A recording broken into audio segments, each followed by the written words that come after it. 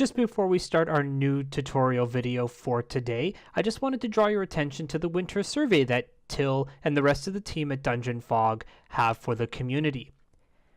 When you open up Dungeon Fog and log in, a little dialog box will appear with a link that you can click on that will bring you to a survey that you can complete to actually help and guide the next major future update for Dungeon Fog. So there are things like the editor, GM notes, the viewer, sounds, and other types of features that you can cast your vote on, and whichever vote will most likely have the highest number of support for it will be the next major update that they implement when they do their next major update to Dungeon Fog. So this is a great way for the community to be involved in helping shape the direction and development of the program itself. So I highly encourage you to check it out, voice your opinion, and let them know exactly where they need to be focusing their attention and providing you with the best possible map making experience that you can. Ladies and gentlemen, welcome back to Dungeon Fog once again, and in this video we are going to be focusing on 3 new tools to help build bigger, better maps faster. The first tool that we're going to be focusing our attention on today is the brush tool right over here. So when you click on your draw brush, this dual circle tool pops up, and this little dialog box pops up with these 3 sliders down here. So the dialog box we'll get to in a second. First, if you wanted to change the thickness of the brush, simply slide the slider up or down, and that is changing the inner circle to increase or decrease the surface area of your brush. You can change the softness, which focuses on the outer ring, increasing and decreasing the featheredness or masking of your texture that you're painting with, and a slider to change the opacity or visibility of the paint texture that you're using on your maps. This is a great way to add a lot of flair and extra decoration to your maps without having to change the entire stage layout altogether. So as you can see down here, I have some dark cobblestone leading up to the entrance of the taverns and to the entrance of the outhouse, with some faint rock and stone path leading towards the stables, showing that it is not paved, but it's still a path that you can travel to get to the stables themselves. When you click on the dialog box, much like the assets, all of your textures will appear in categories. You can select this button here, and that brings up all the texture images.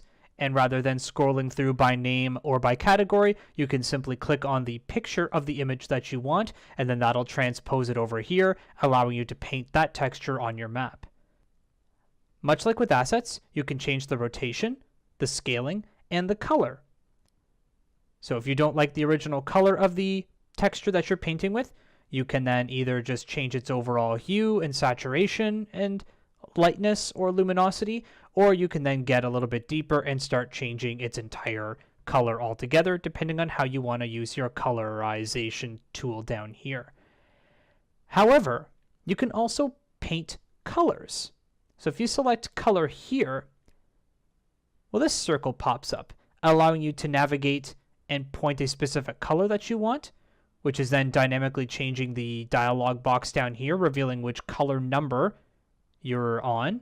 When you find a color that you like, you can leave your mouse there and then begin changing the hue, the saturation, and again, that little circle is changing dynamically as you're changing the sliders, and the visibility, which again is just either brightness or lightness or luminosity, however you want to refer to it. That is just changing how bright that color is. Painting with colors is particularly useful if you're trying to show the depth of water. For me personally anyway, that's where I spend most of my time painting with colors. It's a great tool for you to show how deep water can get based on how dark or light you want that blue or green or whatever color your water is. It's a great way to show the depth of that. After painting textures on your map, if you come down to the Levels and Layers tab down here, you will then see that a new dialog box or category appears for brushes. And here you can highlight and select each individual brush You can choose to show or hide it. You can then also change the layout of it, much like we would change the orientation or layout of our assets in the assets category. You can do that with brushes as well.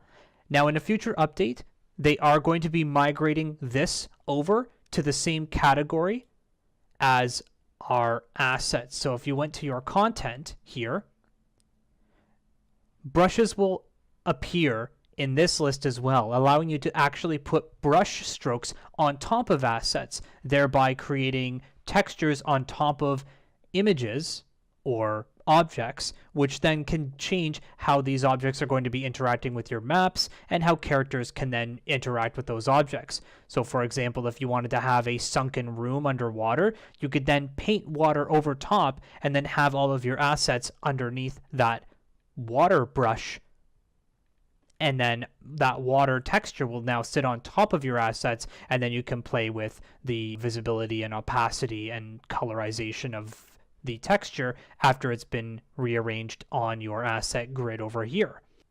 Let's say you had a room that was at the highest level, but you wanted to create something on top of that without actually having to create a whole new room. Well, an easy way to do that is to use the shape tool. Much like the brush technique, when you click the dialog box over here, all of your textures will then appear. You can change the rotation, scaling, and colorization. Shapes also have different features than brushes, so you can then select them to be above the wall. You can give them an outline, and you can change the inner and outer shadow as well. You can also draw color shapes as well if you would like, much like you could with the brushes before. And if you click on a shape itself, you can then select whether or not it needs a key, is trapped or not. You can change the transparency, which is great if you want to reveal something that's underneath the shape, or if you're wanting to reveal what's beneath that level of the shape, then you can do so as well. On the Levels and Layers tab, shapes will actually appear as part of the asset group. So you can change how shapes interact with the levels and objects on them by placing them either above or below, and how you want to rank or orient assets and shapes together. If you notice down here on this object that I've drawn, you'll see how it's highlighted and it has shape points or joints here. Much like you would be drawing a room, you can also draw shapes, and eventually you're going to be able to dynamically change these shapes by clicking on the wall points here and then dragging them around. So for example, if I wanted to draw a room like this and then change the points like so to create different shapes of the rooms, in a future update, you will eventually be able to do the same thing with your shapes, which is going to just give you that extra level of customization without having to delete and redraw a new set of shapes. You can then simply tag a shape and then begin editing its points to make it a lot more flexible, suiting your map. So in the Add and Remove Squares tab, you can actually change the overall shape of your map size. So you'll notice here that it's already telling me that I can't shrink my map any smaller than what it is, even though the minimum map size is 15 by 15. It actually is telling me that I can't shrink my map any more than what it is, which is fine. I don't want to go any smaller than what I've got. But if I say wanted to add more squares to the right side of the map, I could use a plus or minus symbol to add or remove squares from this side, from this side, from the top or the bottom as well.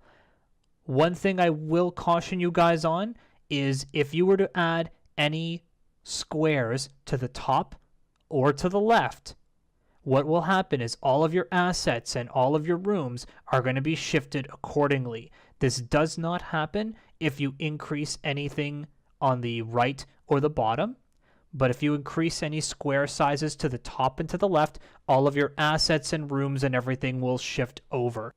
So there you have it, folks. A quick rundown of the brush tool, the shape tool, and the resizing tool, so you can see how they can enhance the quality and appearance of your maps. If you do have any questions or comments, be sure to let me know, and I will see you all in the next video.